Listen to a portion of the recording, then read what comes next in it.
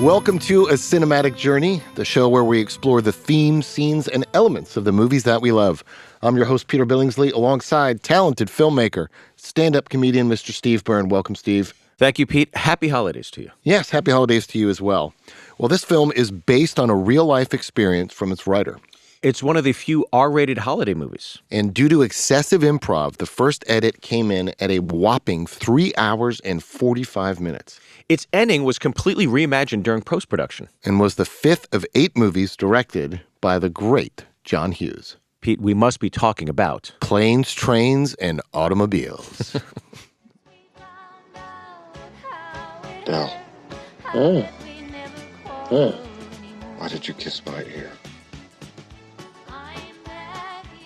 Why are you holding my hand?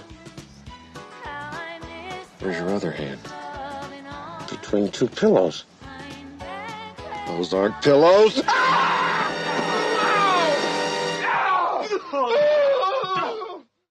Those are not pillows.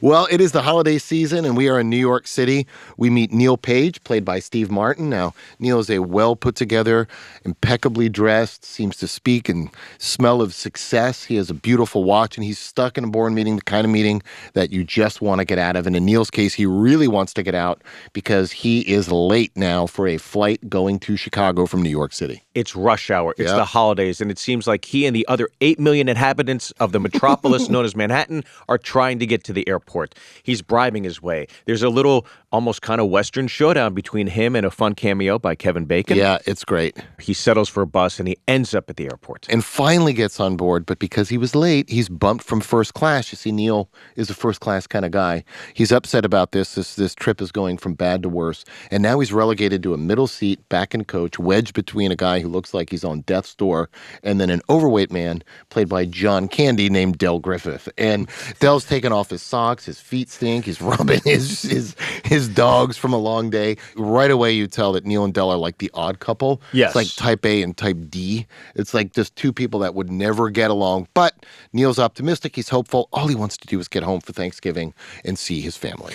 Well, good news. It only gets better. His flight gets diverted to Wichita. Oh. He's stuck there in the terminal, a sea of bodies. Everybody's in the same situation, and he's waiting for an update on his flight, which brings us to the central conflict of this movie. Let's take a look.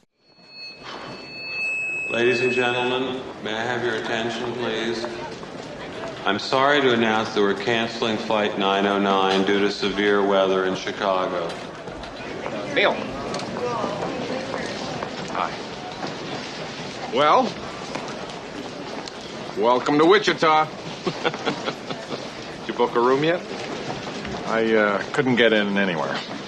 As soon as we got off the plane, you called home. I called the Braidwood Inn. I missed that one. I got an idea. I know the manager pretty well. I sold him some rings for his curtains. If you want to pick up the cab fare, I'll make sure you get a room for the night.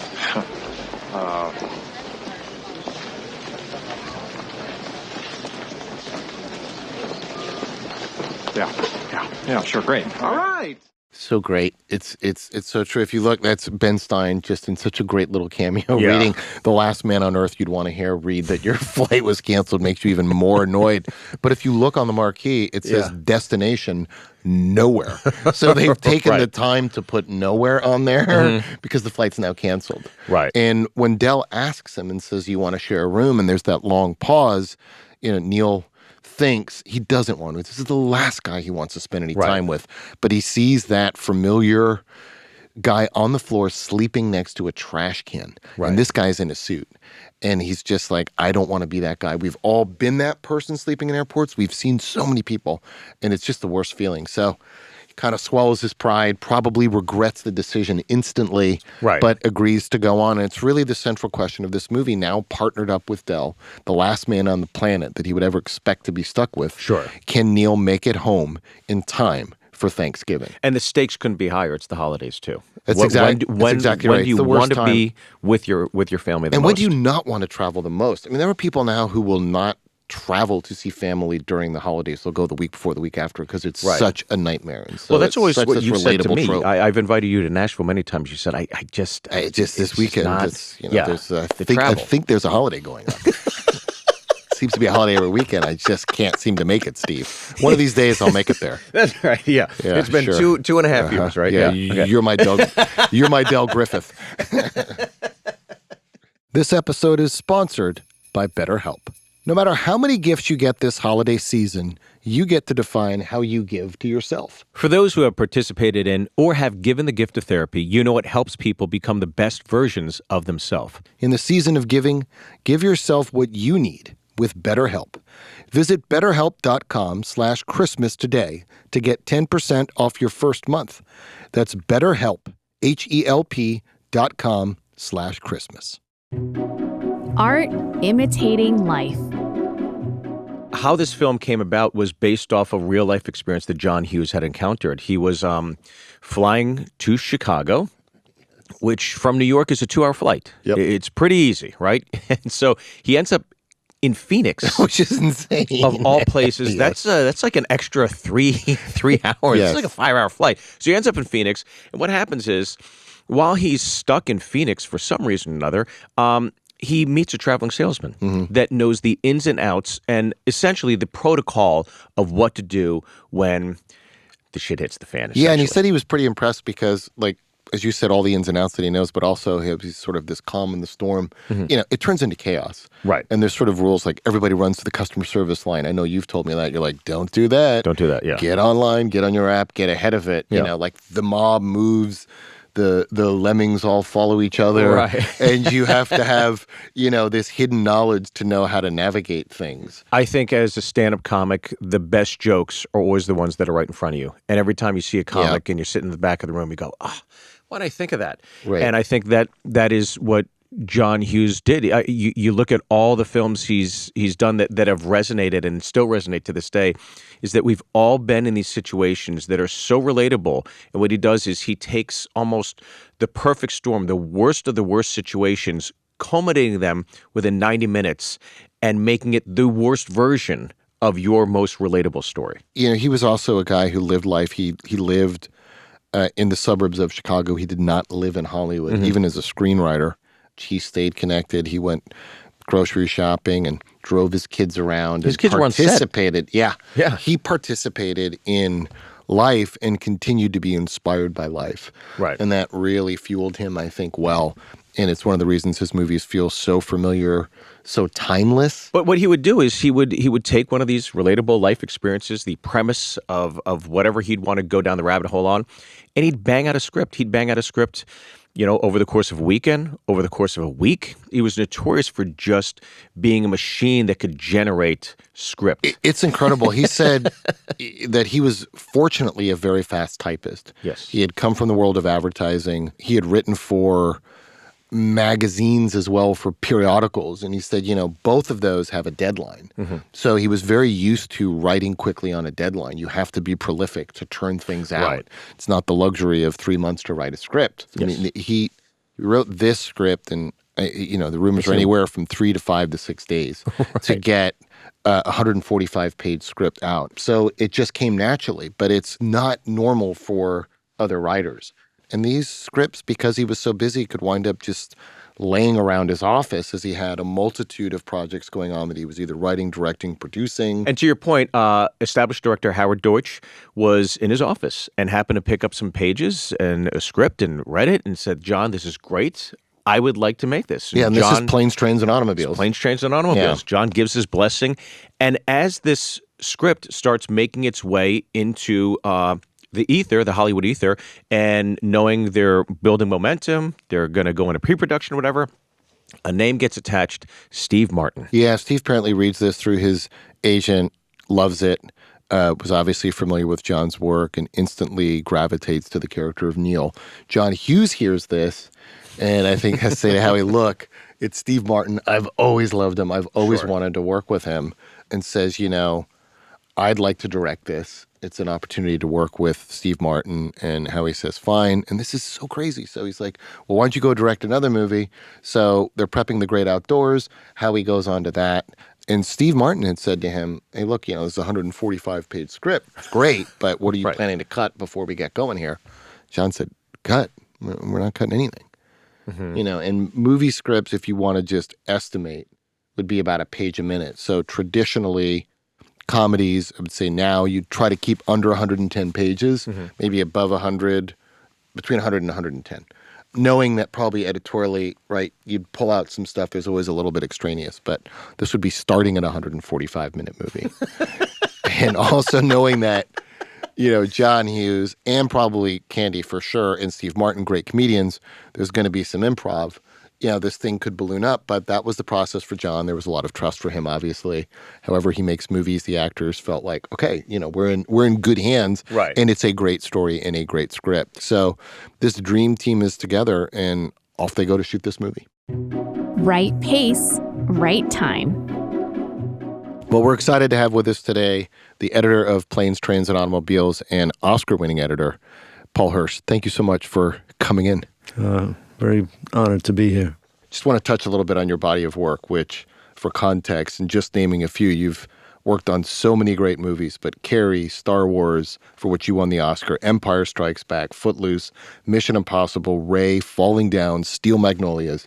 And this is just a small sample size of your resume. Something that stands out is just the diversity in tones of these movies, and some are comedies, some are science fiction, some are action, some are hardcore drama. The sense I get from you is that you're very much wired to come from story, to come from character. And if that's intended to be funny or action-oriented or suspenseful or scary, that's the end result of it. But that you're very much sort of a story editor. My approach is not so much, of course, story and character are essential, but I think what an editor can bring to the picture is pace and tempo. And never feeling that if I see a well-edited movie, I never feel like, oh, come on, let's get on with it, Right. Or, wait, that went by too fast, I didn't get that, So I had a friend who passed away this year, a lovely guy named Don Camburn, who edited Easy Rider, and he became a teacher, and he used to tell his students, there are two rules: never bore the audience and never confuse the audience. And I think those are great guiding principles. Yeah.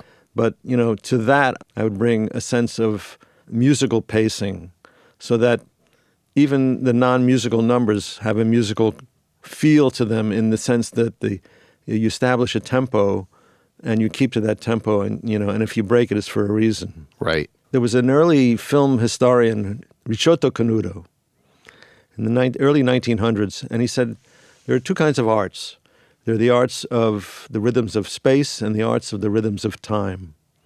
And the arts of rhythms of space he put into things that are material, like painting or sculpture or architecture. And then in the rhythms of time, he included poetry and music and dance, which there's nothing material there, and yet you're making art out of intangibles. Mm-hmm. The brilliance of film was that it joined the two. Yeah.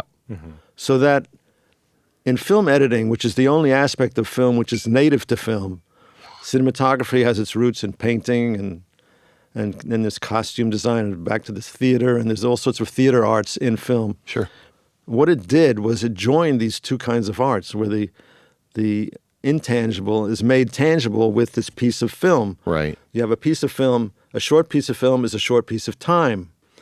A long piece of film is a longer piece of time. So the editor can control time in a way that it never was before.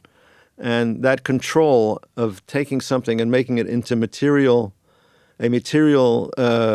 object with which filmmakers could control time was the brilliance of the invention.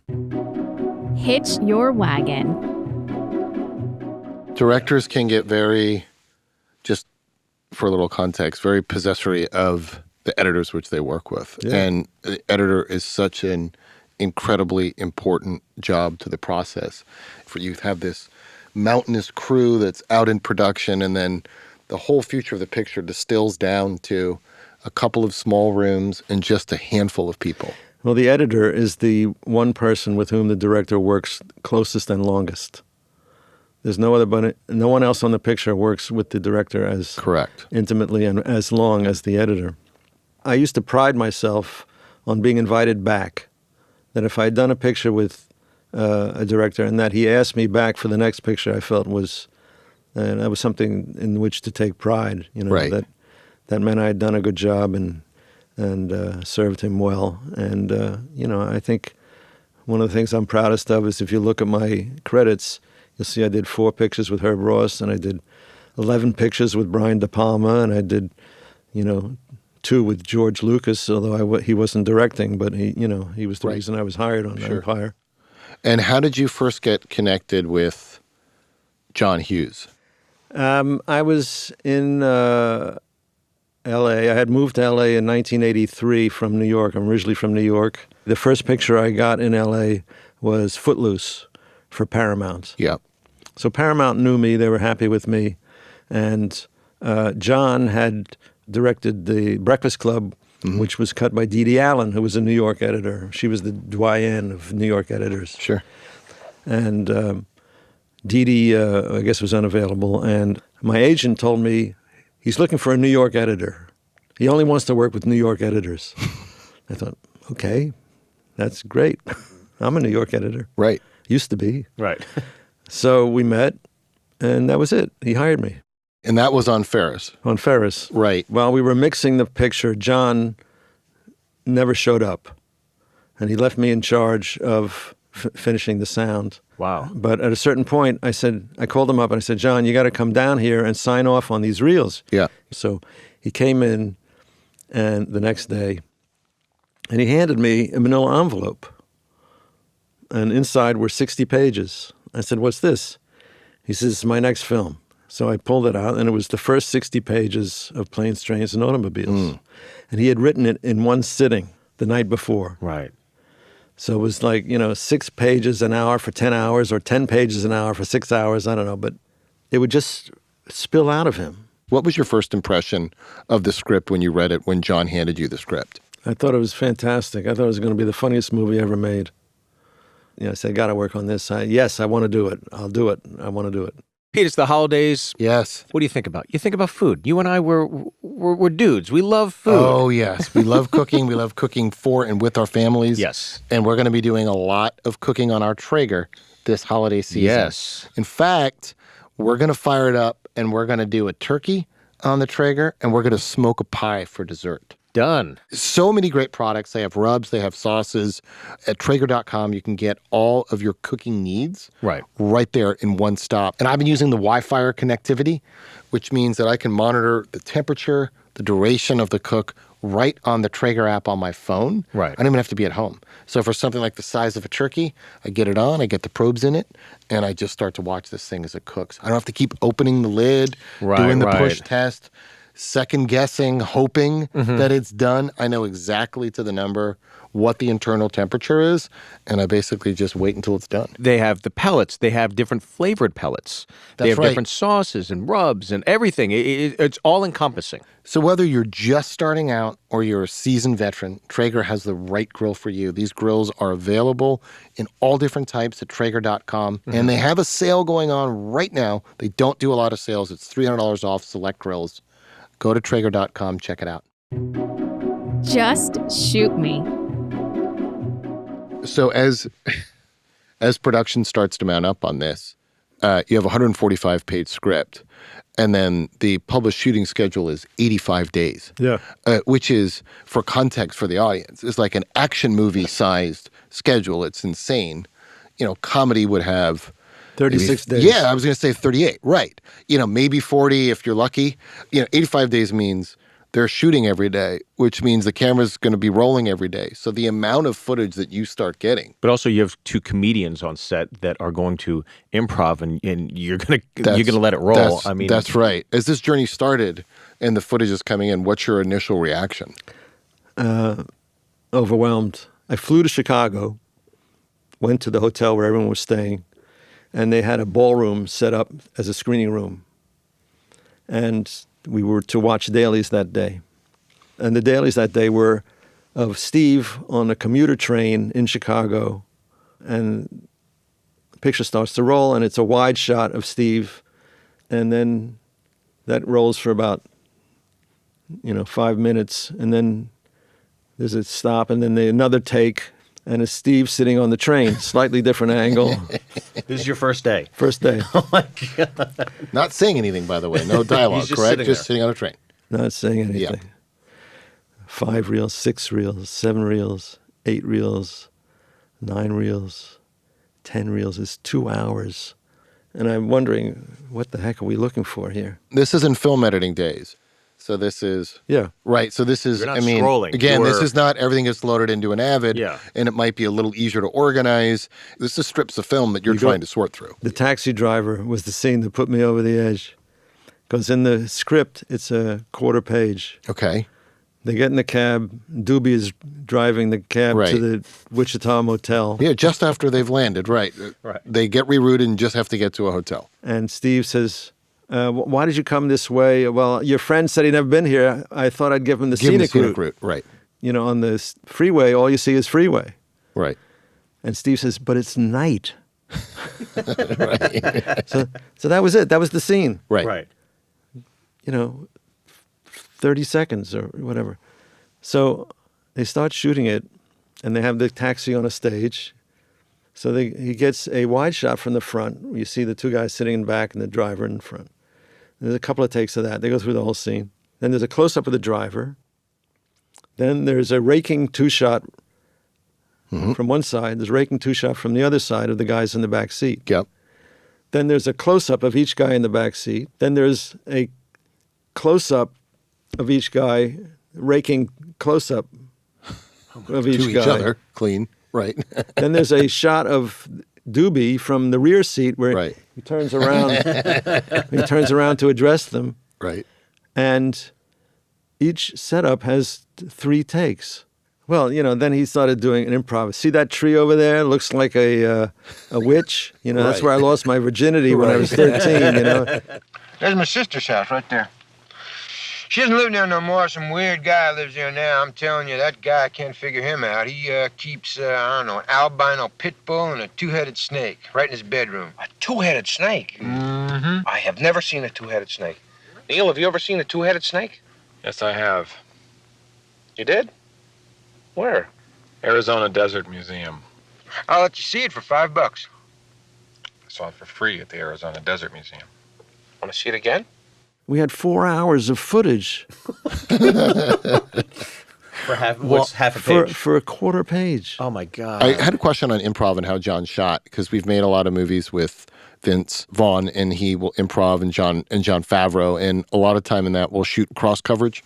So we'll shoot both sides of the line at the same time, which the editor greatly appreciates, because if there's overlaps, if there's stuff, you get both sides. The alternative to that is you shoot one side and then someone's taking copious notes to then turn around and get the response.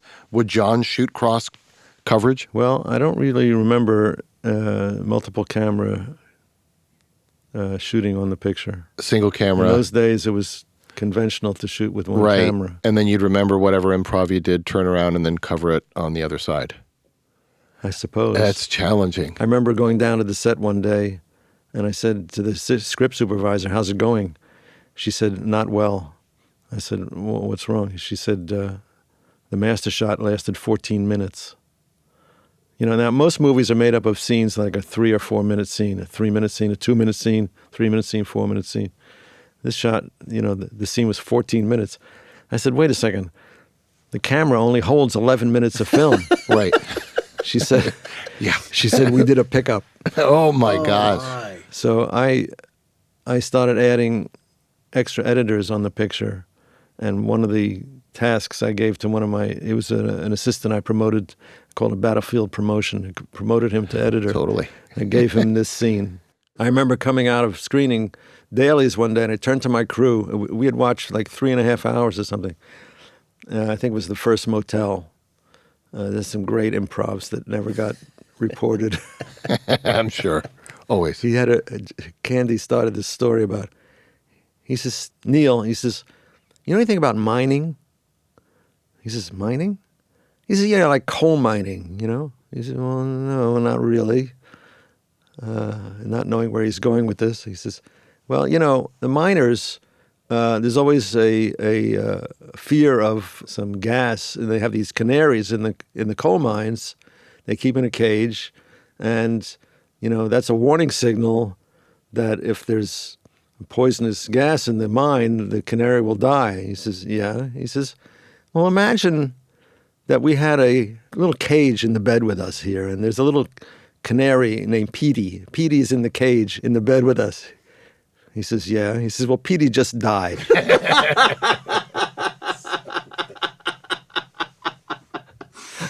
There is. So, and there was a lot of stuff like this that just never made it into the cut because there's just too much, So I came out and I turned to my crew. I said, we just watched more film today than the entire picture can run. Right. That's one day's dailies out of 85 days of shooting. Right. The Candyman can.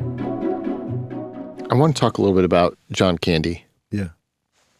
In particular, the dramatic chops that he had and the dramatic acting ability that he had in that scene in the hotel room.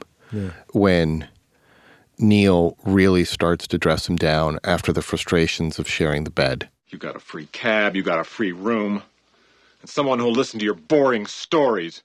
I mean, didn't you notice on the plane when you started talking, eventually I started reading the vomit bag?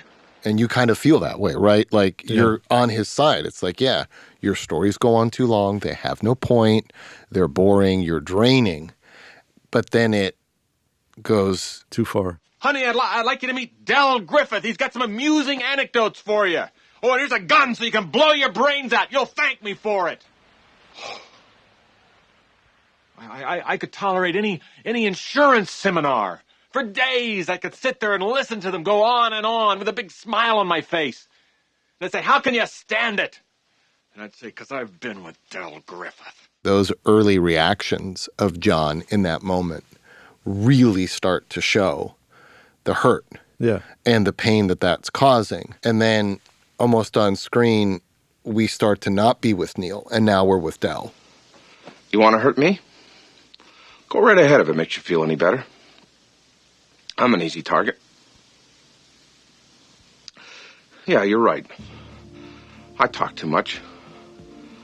I also listen too much. I could be a cold-hearted cynic like you.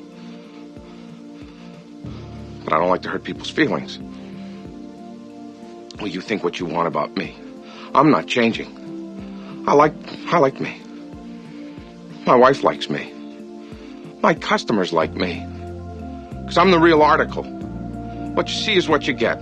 It's a very tricky scene. In fact, the whole idea of these two guys together was very tricky because you want to say that Candy talks too much and is a bore, but you don't want to bore the audience. So how do you portray somebody who's a bore without boring the audience? You also want to say Neil's fed up, but how do you not make him a complete jerk? Right. But yet feel like that feeling we've had when you're stuck with someone who you don't want to be with, that's... exactly. You're just on edge. And it's delicate surgery. I imagine when it comes down to it, it's like a couple too many lines for Steve Martin was probably too far.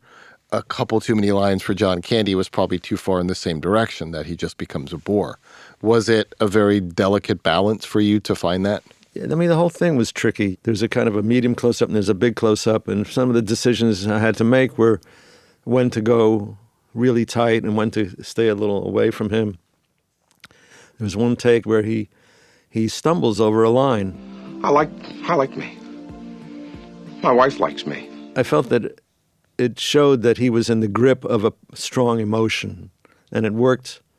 It worked to sell the scene, to sell the point of the scene, which is he's fighting back, but he's been hurt. He's really been hurt. You can't just get what's technically perfect. You're trying to find the life in the frame, right? The best life in the frame, and if that comes with a stumble, then we all stumble. But it's keep the war, yeah. John in that moment, Candy in that moment was wonderful, and he had been able to remember massive amounts of text every day. He was prepared every day. There was one day in all those 85 days where he came to the set and he would say, oh, line, what's my line? And it was just the one day. That's amazing. And I watched it and I thought, oh my God, this whole movie could have been a nightmare if every day had been like this. Yeah. Right. But usually he came and he was totally prepared. He knew everything. And when he did that speech, he was prepared. Choose it or lose it. Not only was the schedule 85 days, but when you started this process, you were told by the studio that they intended to release that Thanksgiving, and I think shooting starts in March. Is that correct? We were booked into thousands of theaters on November 9th, and there was a threatened director's strike at the end of June.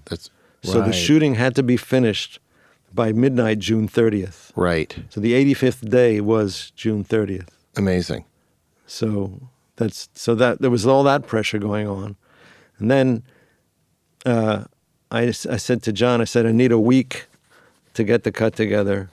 Right. So over the July 4th holiday, I remember we worked anyway, and we scheduled a screening of the whole film, 3 hours and 45 minutes. We booked a room at Paramount.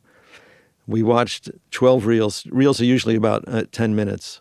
Broke for lunch, had sandwiches, started up again, watched the next 12 reels. Oh, my God. It was 24 reels. And we watched at the end of the 24 reels, John turned to me, he said, "It's too long." You think? And then he went on vacation. And said, you start to figure it out. I'm off to Aruba. But for perspective, right, a first cut will be north of 2 hours. That's logical that, you're kind of taking all the footage. But 3:45, I've never experienced one in my life. Was that the longest one you had seen to date? Ever in my career. Still to date, even everything you edited afterwards. Yeah. And it's a comedy. The longest. Yeah. And by the way, the movie is 90 minutes long. So that's I forget what's in and what's out. I mean, I can imagine, but 3:45 is crazy. But now you're staying at a 3 hour and 45-minute cut. You're looking at with a deadline that's booked. Yeah, and John is on vacation. And John's on vacation. So the studio's going crazy. I said, well, I can't really do anything till he gets back. Right. So he took a week or 10 days. I forget what it was. He comes I was back. surprised after 85 days of being in the battlefield, he needed a little bit of time off and a little bit of perspective. Yeah. And clearly he was thinking about it while he was gone. So he came back and he said, all right, let's sit down at the chem. There's the editing machine, flatbed editing machine. We go through it one reel at a time. And we would watch it for a while. He said, all right, let's lose all this. Let's take this out. And I would actually physically take it out and do this. We went through the whole picture like this. Out, without reworking anything. Just wholesale lifting out. Just take this out. We're going to drop this whole idea. There's a whole line of Layla, the wife, suspecting Steve was having an affair. He's been traveling nonstop for 2 years. When he is here, his mind is somewhere else. Well, that has nothing to do with his being stranded. Mother, he's not stranded. Quit being so optimistic. He didn't call tonight because he's scared to tell me the truth. What's the truth? People fall out of love. Yeah, was he making up this character, his imaginary character, Del Griffith? So that all came out. People have asked, how come Candy has a black eye at the end of the movie? And we cut that out. If anyone is curious, what happened was when Steve gets out of being searched by the police after their car's been impounded, there's he's subjected to a body cavity search, and there's a scene. There's a scene in the diner. Steve says something about the car, at least the insurance, cover the cost of the car, and Candy says, I didn't get the insurance. I was using your card, so I tried to save money. And Steve punches him in the Steve punches him in the face. So I don't know why we took that out. It could have been. Well, one observation was from that moment when he lets him in, there's almost no conflict between them anymore. They're kind of a team, even when the police officer pulls him over and John tries to spin the story, Steve's kind of he's not rolling his eyes at him anymore. They're almost like partners in crime in a way, that the spell's been broken. And all the way to the train deck where he says, thanks again. If it wasn't for you, I wouldn't have gotten this far. So thank you. Yeah. So maybe we thought it was a setback in their relationship. In a way, yeah, where there had been many stuff. Right. So we went from 3 hours and 45 minutes to 2.5. We took out 1 hour and 15 minutes, just like that, wholesale. Right. I said, John, we just took out 28 days of shooting. Oh, my God. Which is a movie unto itself. So, so he said, he just shrugged. Right. What are you going to do? What are you going to do? Hughes, we have a problem. By the end of August, we'd got it down to 2 hours. I thought this was the funniest movie ever made. I thought this was going to be a huge hit. And we screened it, and people started walking out. And I was stunned. I was blindsided, and I've never recovered. I've been. And what was to be specific, and I'm sure there was a lot of criticism, but was there, because as you go through the test screening process, your job is to try to pull data and try to interpret and it's challenging because you're discriminating like, okay, maybe that's not, and they might not be perfectly articulating the problem, so you have to interpret. What were you starting to find out at those early 2-hour screenings when people were walking out that the issue was? Yeah, to put it in context, before I answer your question, we're now around Labor Day, with the beginning of September. Okay. We're in thousands of theaters, November 9th. So in those days, you had to, working backwards from the 9th, you had to manufacture prints at a lab. Physically, yes. Which means taking the cut negative and running it through the printers and making thousands of prints. So working backwards from November 9th, we have to really finish printing by early November. And in those days, you would spend 3 or 4 weeks mixing. Yep. So that meant we had to start the mix by the beginning of October. So you're close to picture log. Oh, my God. So here we are at the beginning of September, and people are walking out of a picture we have to have locked by the end of the month. Okay, so there's a big meeting, we read the cards, and they hate the characters. We started having 2 a week. We did 9 screenings in the month of September. And it wasn't until the 4th screening that we figured out why they hated the characters. And it had to do with stuff that we had taken out. Mm-hmm. The audience started to perceive Candy as a user. He was sponging off Steve. Mm-hmm. He was letting him pay for everything, and he was using him and taking advantage of him, and they hated him for that, and then they started hating Steve for putting up with it, for allowing himself to be used in that way. And we went through the stuff we'd taken out, and there was one moment at a train station where Candy says, "Give me your address, I'll send you the money." He says, no. And Steve doesn't want to have anything to do with this guy ever again. Neil, I need your address. I got to send you the money to pay you back for this ticket. Ticket's a gift. Oh, no. Come on now. What's the address? Dell. Well, it's a gift. Happy holidays. Same to you. We took it out because we thought it amounts to nothing. He offers to pay and he turns it down. So, what does it matter? Right. So we put that back and it turned it all around. Interesting. Just having made the offer. Wow. Right. Which is probably instinctively why John put it in the script. Right? Maybe on some subconscious level, you want to know that he's not this guy. But you sort of inadvertently slashed an artery of the movie and didn't realize it. It's a good way to put it. Quest to shorten it. I like that. If you're running a small business, especially around the holidays, you know things can get very stressful. New customers and new heights means new problems every single day. And as your business grows and your company expands, the simple tasks you used to do in a day are now taking weeks to complete. Well, this is you. You should know these 3 numbers: 36,000, 25, 1. 36,000, that's the number of businesses which have upgraded to NetSuite by Oracle. NetSuite is the #1 cloud financial system, streamlining accounting, financial management, inventory, HR, and more. 25. NetSuite turns 25 this year. That's 25 years of helping businesses do more with less. Close their books in days, not weeks, and drive down costs. 1. Because your business is one of a kind. So you get a customized solution for all your key performance indicators in one efficient system with one source of truth. Manage risk, get reliable forecasts, and improve margins. Everything you need, all in one place with NetSuite. Right now, download NetSuite's popular KPI checklist designed to give you consistently excellent performance.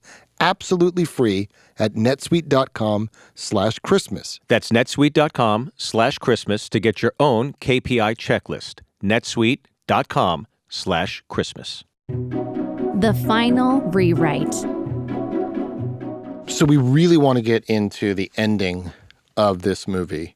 Vince Vaughn, our producer, is very good friends with John Hughes. John broke down a lot for him of what the journey was from reimagining what was originally shot and what was on the page. What a monumental effort it was. Can you speak a little bit about, to, I guess, maybe first identifying what the issues were and the process that you took to land an important ending for the movie that was working well to that point, but really was kind of falling on its face? We started getting laughs from the audience. You were meaning to be laughs. sincere, and they were laughing. Bad laughs. Yes. In the original construction, they part at the L station in downtown Chicago. Steve gets on the train. Candy disappears. Steve gets off the train in the suburban town that he lives in, goes into the suburban station, and trips over Dell's trunk once again. And he looks up, "Is Dell, what are you doing here?" He says, "Well, when you left me downtown, I got one of the truck drivers to give me a lift out here." He says, "Well, why are you here?" And that's when he launches into the speech of Poor me. Poor me. Right. Dell reveals to Neil that he's homeless and that he has no place to go.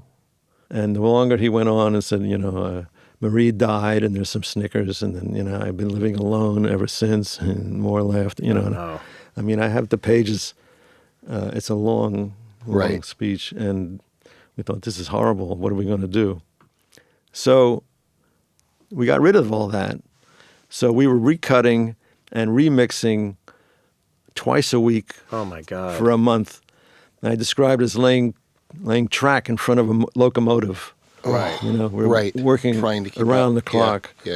And, so in that frenzy of work, I don't know who came up with the idea, where it came from, but the solution harked back to my first day on the picture. And the dailies that day of Steve on a commuter train in Chicago. We finally get to a shot of Steve like this. We've been getting tighter and tighter. Yeah. And there's nothing written in the script about what he's thinking about. Right. But I guess Steve thought, well, the camera's on my face, I better do something. Do something. So he started to reminisce about the trip, and he would, sort of shake his head and laugh and chuckle, and then look puzzled, and he went through various expressions of just, I don't know what he was thinking. He was just giving something in the moment. Right. 6 months later, we're in this situation where we're getting these bad laughs at the end.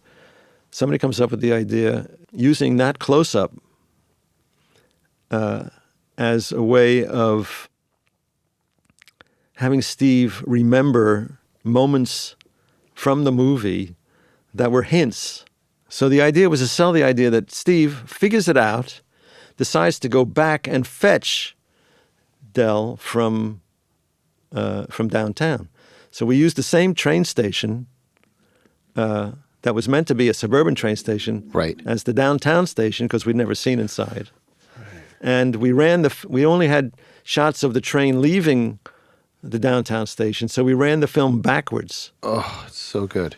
Yeah. So we have the film coming back to the station we've seen before. He gets off the train, and we had to flop the shot because instead of running this way, he has to run that way. The opposite way, right. And he goes in, and they have a sort of a 2-word conversation, a very brief. The moment after Dell says, Marie's been dead for 8 years, the shot of Steve we held for a long time, mostly because you need to feel the emotion of the moment. And we see him processing it, reacting to it, and then making a decision. That reaction of Steve processing it and everything was probably listening to a speech that was going on at the time. Right. We probably took it from something else. From the scene that Candy was playing the lines off stage. Right. We took it all out, so we're just left with Steve's reaction to what he had been hearing, which plays in this context as if he's digesting. That's right. And the implications of what he's just heard, And what it did was, it did wonders for the film because, first of all, it gave Steve sufficient sensitivity and empathy to understand what Dell's situation was. Right. And instead of being ambushed by Dell and being sort of strong-armed into inviting him home, He does it on his own. And it gives Del greater dignity because he's not throwing himself absolutely into, at his feet and begging for That's right. sympathy. So it helped both characters. It's a tremendous moment to be able to re-engineer the ending of that movie in such a significant fashion. Yeah, we got lucky. Thank God he shot 2 hours on the train. It just goes to show you how much you can rewrite in the edit room. It's an often less understood position outside of Hollywood, but it's such a vital and important position. And the truth is, what happens in post-production, we often refer to as the final rewrite. It's really kind of in many ways the making of the movie. And so it's such a significant position. The contributions are so immense from editors to the process. So what you and John accomplished is an incredible piece of history, and fans are really, really grateful. I compare it to making a meal. Like the script is the recipe, and then the shooting is going out and getting the ingredients, and the editing room is where you cook the meal. It's true, and you're a great chef. Thank you. Really really nice to be able to put that out in the world. So thank you again for all the time and the thought in these stories and walking down memory lane with planes, trains, I have to say, I'm very automobiles. impressed with you and the quality of your questions and the preparation you've obviously given to this program, and I really appreciate it. Oh, well, thank you. It's an easy one to prep, and really, really enjoyed it. It's I've done a lot of really these, and nice. I'm very impressed, I have to say. Liked it very, very much. So thank you again for coming in. My pleasure. Change of heart. So after surviving multiple hotel rooms with Del, getting punched out by a baggage handler, nearly run over, a burned car, nearly arrested. Broken down train. Yes. A bus ride in, singing sing-alongs. To the Flintstones, just the most epic adventure of attempting to get home, barely escaping at every turn. It is Thanksgiving. The sun is getting close to setting, and Neil is on the precipice of completing his journey. One short train ride left is all he has to make it home. And let's see how this movie ends its conflict. I like me. My wife likes me. At the very least, the absolute minimum, you've got a woman you love to grow old with, right?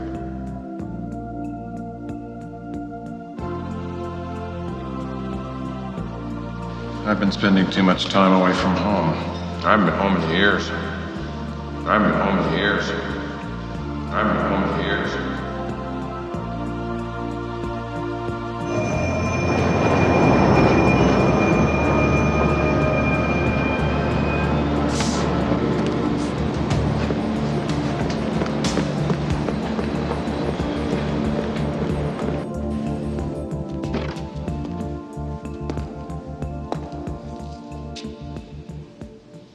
Del, what are you doing here?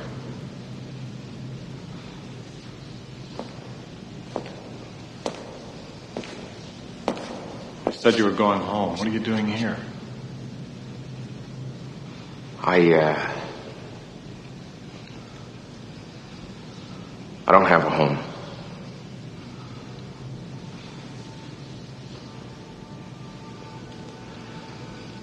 Marie's been dead for 8 years.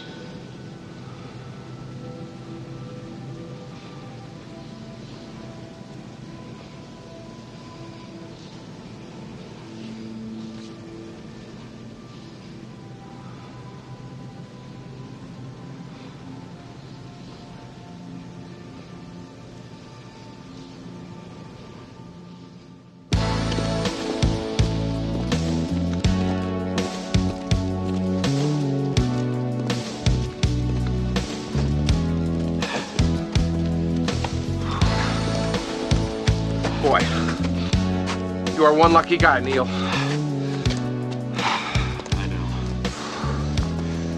Look, I won't stay long or anything. Maybe I'll just come in and say hi, and then I'll be on my way, all right?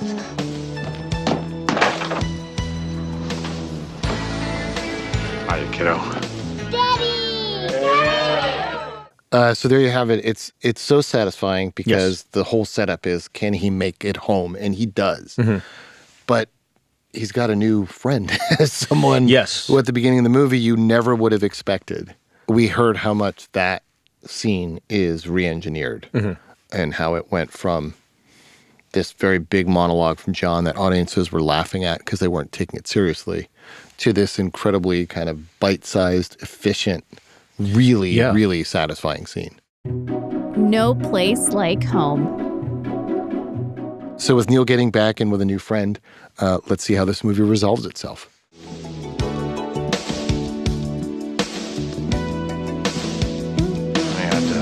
I'd like you to meet a friend of mine.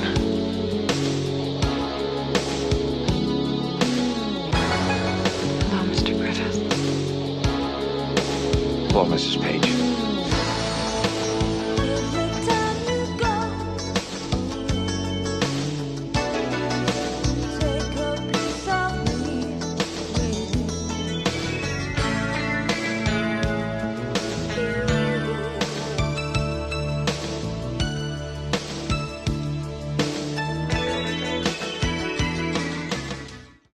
Yeah, and it ends on Del. Yeah.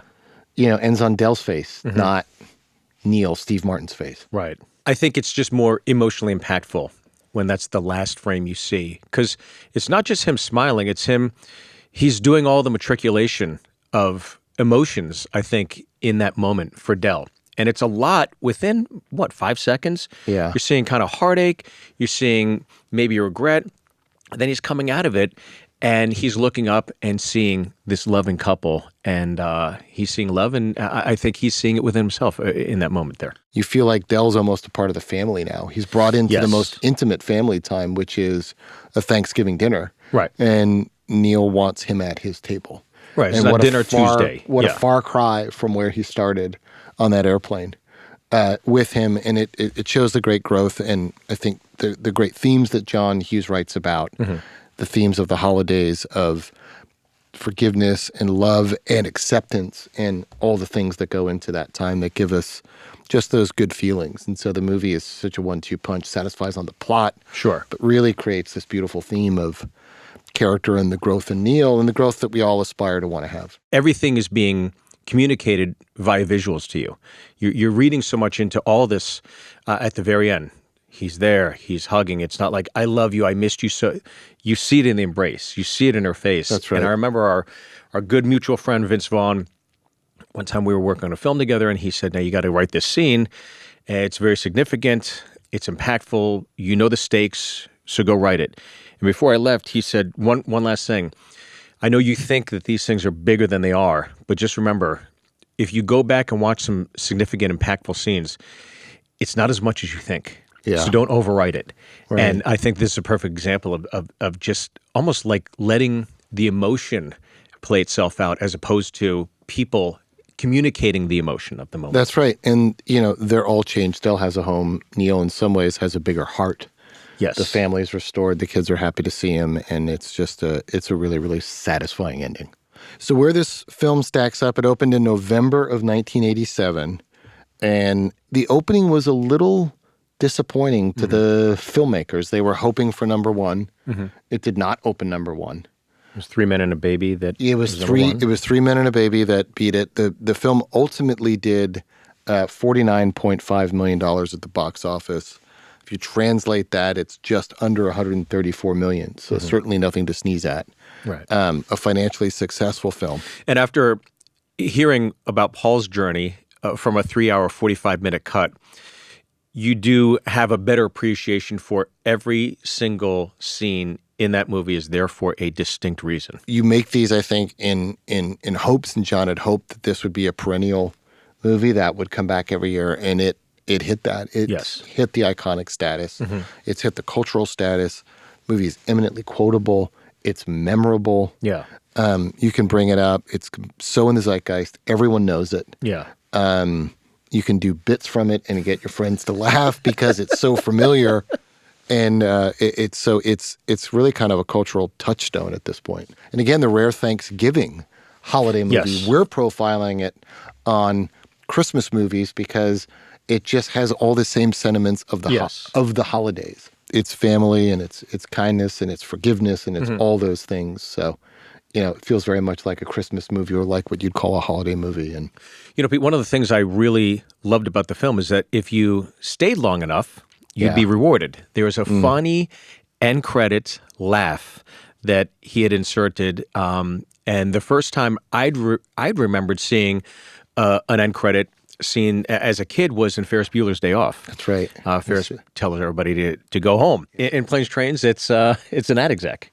It is. It's the same ad exec that's in the first act who's looking at photos and can't make a decision. John was in advertising, and I suspect this is his subtle kind of homage to just how awful it was that you'd have to deal with somebody scrutinizing an ad copy like that and then ultimately not even able to have an opinion on it. He just seemed to have fun with it in the end credits. Yeah, With another no other real purpose, but there's storytelling real estate there, so he just used it. Yeah, and as we've discussed, that he doesn't leave anything to chance. He really thinks if there's an opportunity, let's maximize it. It's fun. Well, thanks, Steve. Always enjoy doing these with you. This was another great one. It was Planes, Trains, and Automobiles, and Merry Christmas to all. And to all a good night.